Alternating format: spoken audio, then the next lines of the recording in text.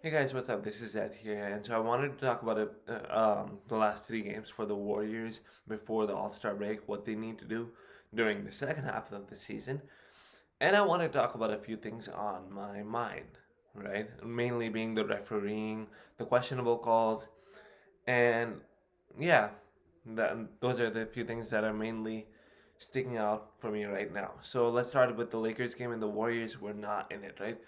They look like their soul was sucked out of them in that first quarter itself, and that didn't help them at all.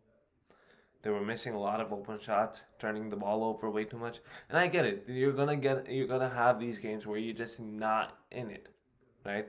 Where the schedule becomes so tiring and so daunting that you're just not gonna be able to win a few games on the road. And that's fine, right? That's human nature.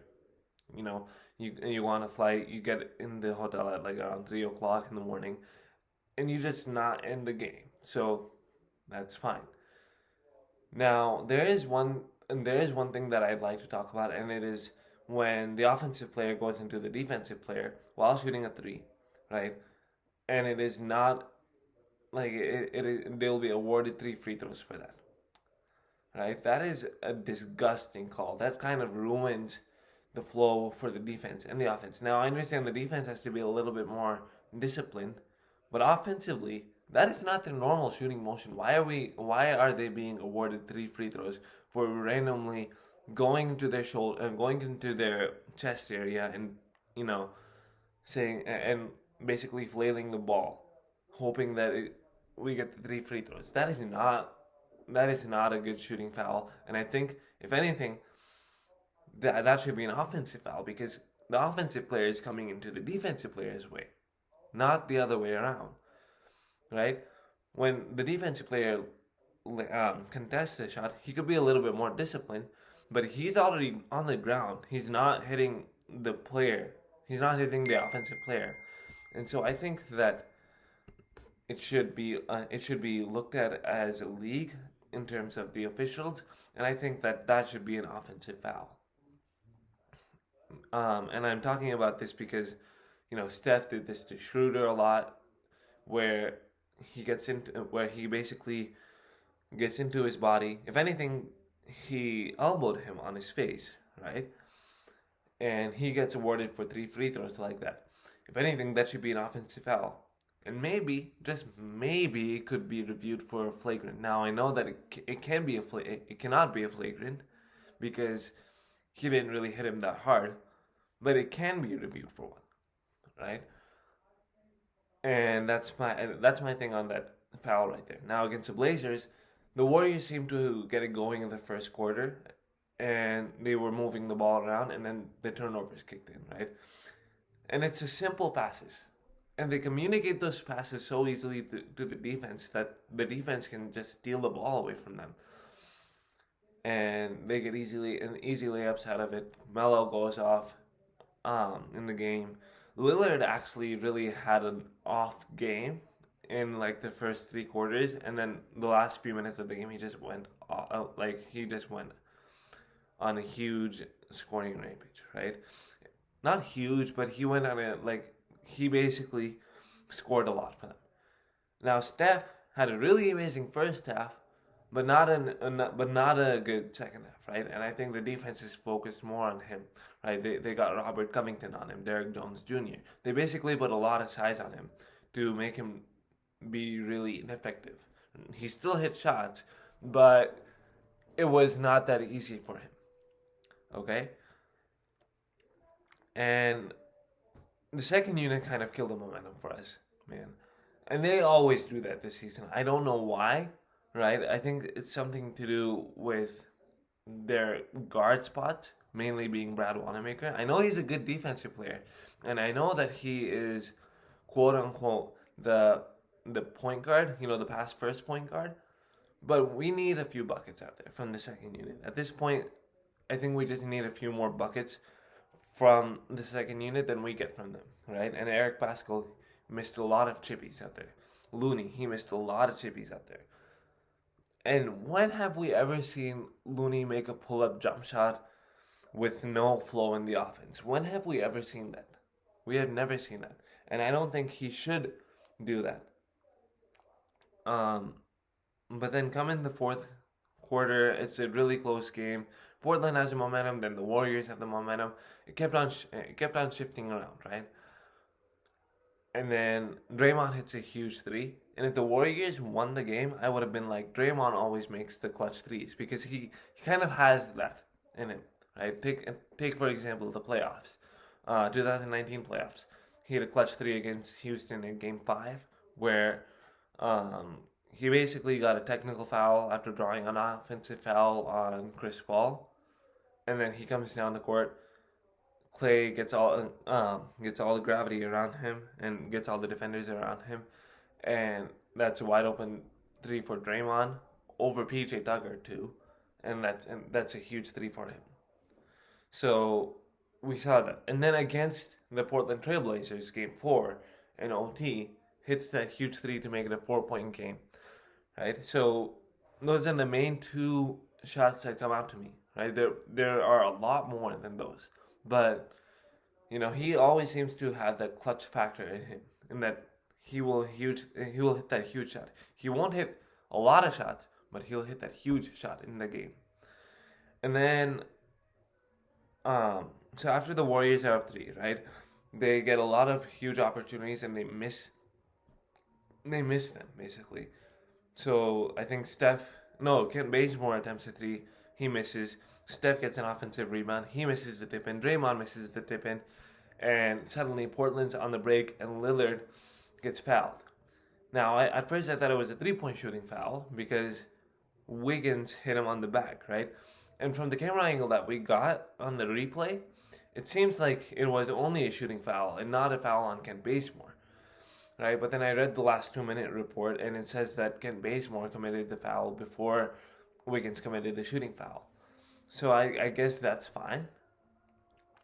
But then, so after Lillard hits the 2 free throws and then hits that huge three over Bazemore, there are only 13 seconds in the game, and Steph gets trapped and he's doubled, and then Draymond has a wide open lane only for Lillard to come in his way and draw an offensive foul. And at first it seems like, okay, that is an offensive foul. But what I saw is that Draymond got into his shooting motion and he made the layup, right? But he got in his shooting motion way before any contact was made to Lillard. That's what I thought in terms of the foul. If anything, it should have been a blocking foul. That's what I was thinking. Now, I don't know what really constitutes as an offensive foul, so if someone can tell me about that, that's great. Because that kind of foul, it's like there's a lot of gray area between that, right? It can be a blocking foul or it can be an offensive foul. So there's that. And then against the Phoenix Suns, right? It was basically the Phoenix Suns versus Andrew Wiggins and the LA Fitness squad out there, right? The Warriors just didn't have any chance in them. We saw Nico Mannion start, and he gave us a few good moments in the game, right? He seemed to be more of a pass-first point guard than an actual scoring point guard. I know in the G League he's been going off, but from what I saw, it seems like he seems to be more of a I'll set up the offense that type of point guard right there, right? He's not going to necessarily look for his shot. If he's open, he'll take it, but he's not going to look for his own shot.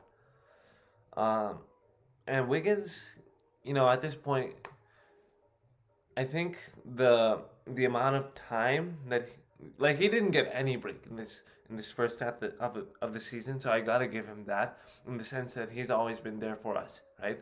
He hasn't stood out in every single game, but he's been there for us.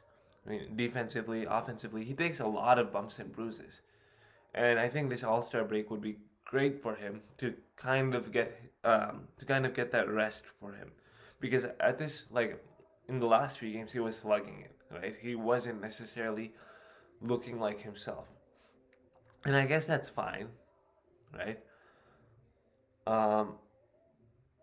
Brad Wanamaker, I don't know what is up, man.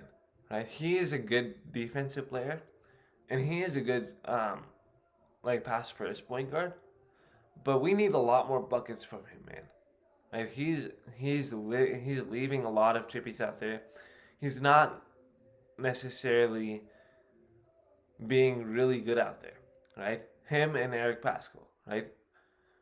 We see Pascal have these double-digit games, but he's really scoring them in the fourth quarter, in the garbage time, basically, right? And it kind of kills the offense right there. I would like to see the second unit in the second half of the season. So Nico Mannion / Jordan Poole at the point guard spot, where they actually could probably get a few buckets. Damian Lee at shooting guard, Andrew Wiggins at small forward, Eric Pascal at power forward, and Draymond at center. And I want to bring Draymond in at the start of the second quarter because I think he could kind of keep up the flow with the offense, right? He just has to probably play like a few minutes, right? Keep up the lead, keep up the flow in the offense, and have everyone moving around, right? Instead of settling for the Eric Pascal contested mid-range shot or a really tough layup, I think he'll tell them to move around and let's get a good shot, right? Let's get a makeable shot. He's not gonna necessarily score, right? Because at this point, right, I'm not gonna expect him to score at all. But he will be a really good defender and really good passer in that second unit right there. And Jordan Poole should be in that lineup, or Nico Mannion, because they seem more aggressive than Brad Wanamaker is, right? And they seem to make more shots than Brad Wanamaker. Right, Jordan Poole, we saw a more aggressive version of him after he came back from the G League. And I don't know what's up with him, right? Ever since he comes, like every time he comes back from the G League, he looks like it's a new him, right? He looks like the more improved version of him. I don't know what happens right there. I think it's because he's getting more opportunities to play in the G League rather than playing in the NBA itself. I think his confidence grows with that.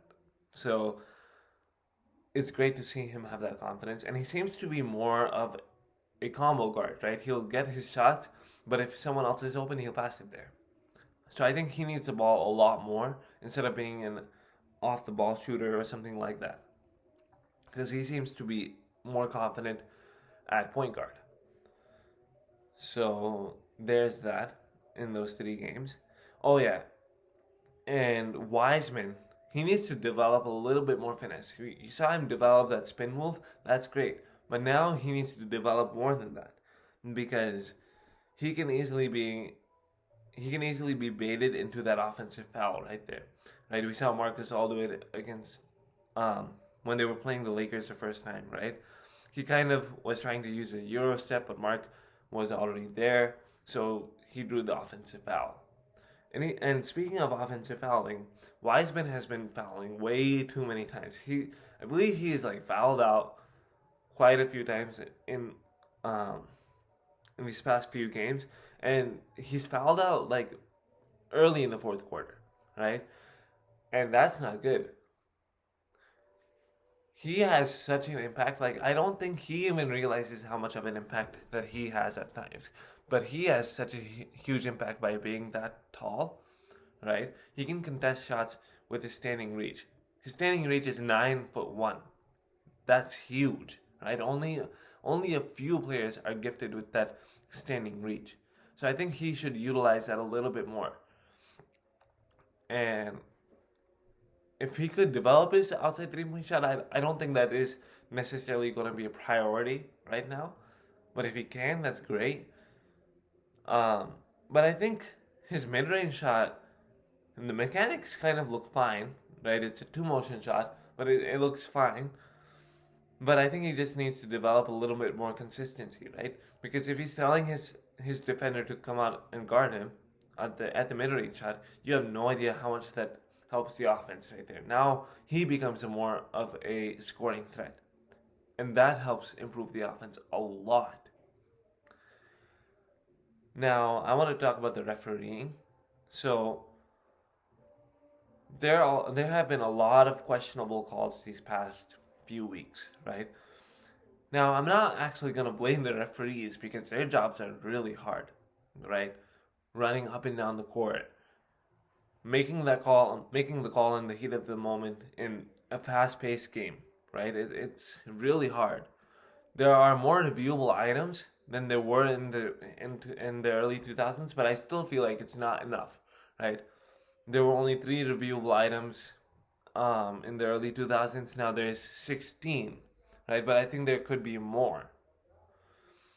And I'm not gonna go on a huge rant on blaming the refs. I think their job is really hard. Right? It seems like sometimes they may be favoring one team over the other, but I don't know, right? We have to be in their shoes. When we are watching a sport, we also have to realize that the referees are humans too, right?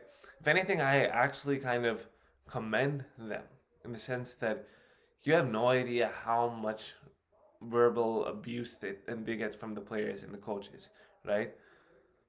And how much they have to deal with, right? They could easily lash out on the players, but they don't, right? They kind of have to keep their emotions in check. They're not robots, right? They're not going to get every single call correct. They're not, right? And I guess I guess that's fine. Now there were a lot of questionable calls, so I'm gonna take one example right here. So Royce O'Neal, he saves the ball from going out of bounds, but the referees call out of an out of bounds on him. They review the call and they still upheld that call, right? And a lot of fans were like, "Well, how did he go out of bounds? He didn't even touch the sideline."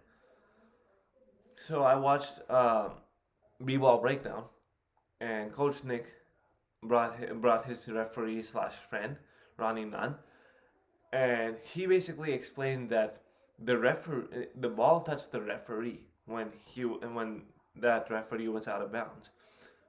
So since it touched the referee, that's a good call. That it should be an out of bounds call. So that's why it was out of bounds, not necessarily because like at first it doesn't seem like it was out of bounds, but it was out of bounds because it touched the referee, right? We get a lot of complaints about how referees are in the middle of the way of everything, but they are part of the court, right? They need to have a clear view of what's going on, so that's why they come into the court rather than outside of the court. So if the ball hits the referee, they're still part of the court, so the game clock still goes on. And I like how he explains all of the thinking of the referees, what they're thinking in that moment, what they see in that moment, right? Whether it's a questionable call, whether it should have been a no call, or what they were thinking basically, right? When trying to use their judgment. And then we saw that Donovan Mitchell gets ejected, and it kind of seems like it was for a really bad call, right? Where Embiid gets hit on the back, and then he flops like he usually does. But when you take a closer look at it, it seems like Gobert seems to be pushing him in the back, pushing him enough that Embiid would fall. So I think that was a good call right there. And yeah, I don't think that it is healthy for us as fans to really verbally abuse and like not verbally abuse. Sorry, I don't think it is healthy as fans to really take out all of the rage and anger that we have in close games on the referees because they at the end of the day they are humans, right? They are going to make human errors, right? We have to recognize that as fans, as teammates, as coaches. We have to understand that they are also humans too. And so if we verbally abuse them, right? They can't necessarily do anything about it. I understand that players get fined for speaking out about questionable calls, and the coaches do that, and I think that could be lessened a little bit. But at the same time, if you verbally abuse them, aren't you technically hurting them, right? You're going against them even more and more rather than getting what you want, right? That's why um right? We don't see Steph complain that much to the referees now, and I understand that he does complain, but he doesn't complain as much as, say, LeBron or Joel Embiid, or he doesn't complain as much as like Marcus Smart or something, or Draymond, right? You see why Draymond has so many technicals, because he's complaining a lot. He complains a lot about a lot of calls, right? I understand some of them may be questionable calls, but at the same time, if you hurt them verbally, right? If you verbally abuse them, it's not gonna end well for either side. So that's my view on the refereeing right here. Um, if you like this video, go ahead and like it. Share my videos with others. Comment down your views about this. Subscribe to my channel and hit the notifications bell. And until then, I'll see you next time.